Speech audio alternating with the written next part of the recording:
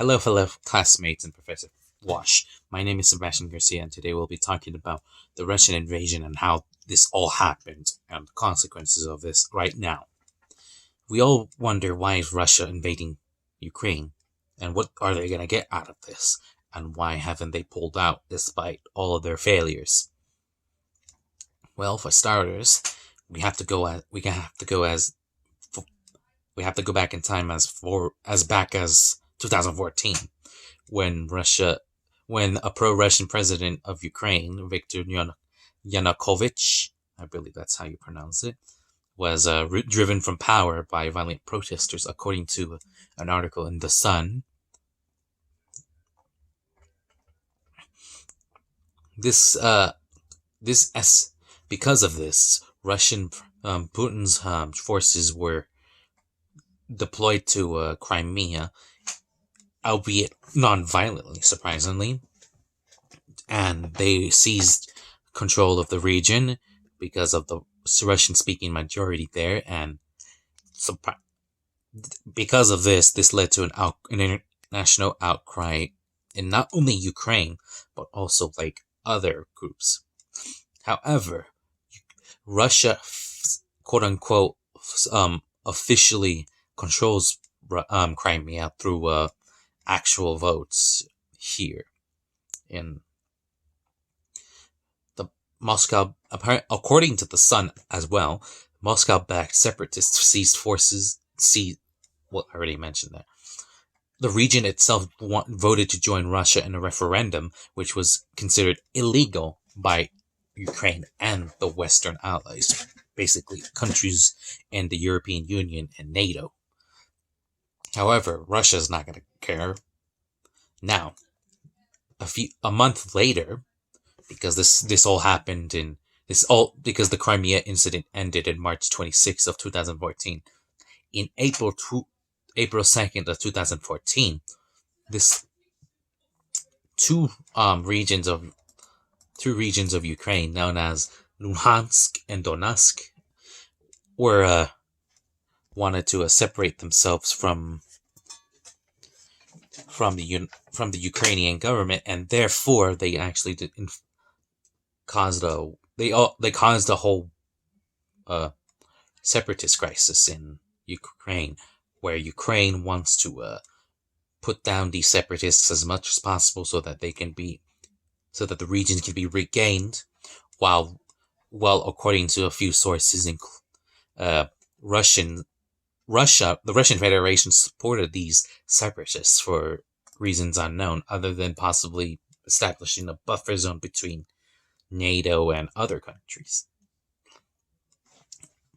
Think of it as insurance, security insurance, if you will.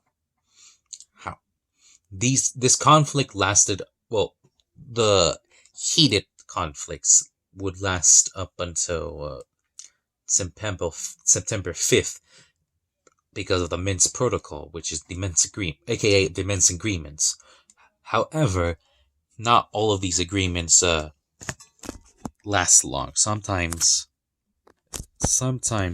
they actually do more than that. They actually fail some of the time, and they resort back to firefights. These ceasefires are very stagnant, and they don't last very long.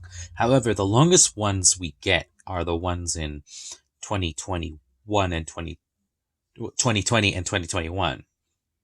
However, at the same time, at this time of the year, tensions were increasing, and it escalated to what we now know as the Russian invasion of Ukraine. Now, according to a CNN timeline, this all happened when Russian forces launched a series of missiles against locations near Kiev, as well as long-range artillery against the northeastern city of Kharkiv near the Russian border, and a few other regions, including but not limited to Ivano-Frankivsk, Odessa, and other such. This resulted in the mobilization of the Ukrainian army and the National Guard, as well as a few other as well as the formation of the Territorial Defense Legion, which is, well, Ukraine's reserves in a sense. Because of this, NATO and a few other Western countries decided to assist Ukraine's efforts in the war by giving them weapons, water, food, resources. Now there isn't much to say about this conflict because, well, it's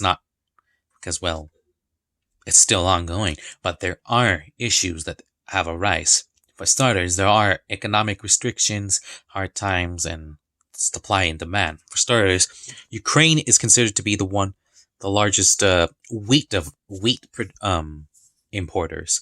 They give wheat to the world and the resources, and because of this conflict, it has led to a shortage of certain resources, including oil, because of sanctions against the Russian Federation, wheat shortages because of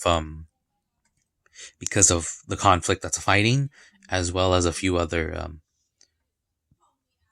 as well as political dramas occur. Well, not dramas, more like political dysfunctionalness coming out of the United States, and even Russian bots attempting to give in this information to draw in supporters, as well as Russia cracking down anti-war protesters and suppressing as much information as possible of casualties, and even calling this war a war illegal. There's so many things going on, and I hope you enjoy this.